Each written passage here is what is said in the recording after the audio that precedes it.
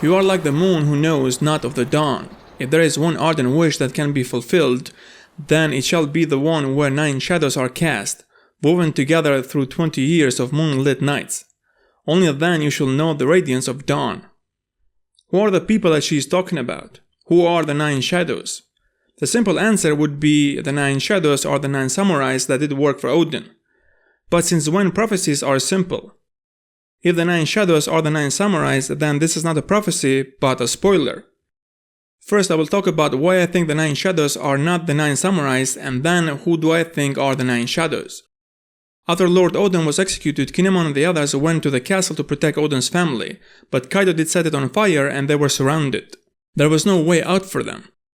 Toki, the wife of Odin, had the power of Time Devil Fruit, so after seeing that there is no other way out of this, she did send Momonosuke and the others 20 years into the future.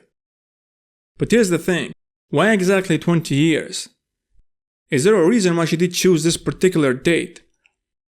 Logically speaking, it would make sense if she did send them in the near future, like 6 months or a year. This would be enough to gather an army and come up with strategies on how to fight back against Orochi and take control of Wano. Because the more time that it passes, the more powerful Orochi will become.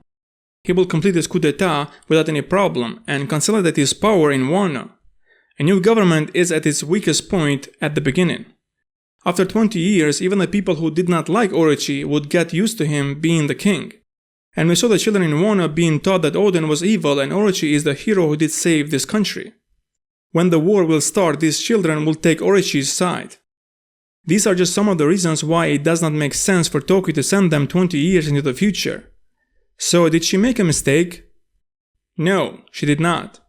Because the reason why I think she did send them 20 years into the future, it has nothing to do with Orochi and Kaido. But 20 years in the future, the 9 shadows that she is talking about will come in Wano.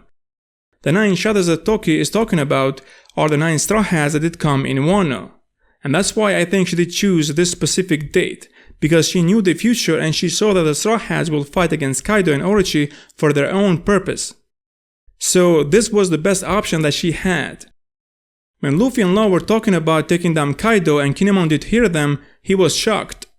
What are the odds that they are not just talking about fighting his enemy, but also the fact that Kinemon did go out in search for people to help him fight against Kaido. And right in front of him, they are talking about fighting Kaido.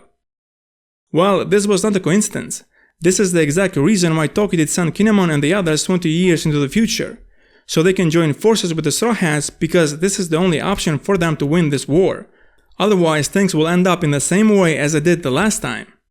If Kinemon and the samurais who did work for Odin could not win against Kaido and Orochi the first time they did fight, why things will be different in the future?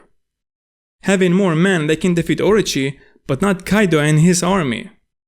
Yonkos themselves cannot defeat each other, and even the world government does not go after the Yonkos in the New World. And they have more than 170 countries under them. So it is not about having more men. What they need is a miracle, and the Straw Hats specialize in miracles. That's what Law said. He is a doctor, so he has to be right. Now, let's talk about the writer's perspective. One of the reasons why I think that the 9 shadows are the 9 straw hats that they did come in Wano is because Oda will not give the spotlight to other characters than the straw hats. This prophecy was mentioned a couple of times in only a few chapters from the people in Wano so far. The people there, they expect the 9 people from the prophecy to save them from this situation that they are in. The straw hats did save several countries in the past, and I think they will do the same thing in Wano as well. They are the ones who the people of Wano will see them as heroes who did save them. Anyway, what do you guys think?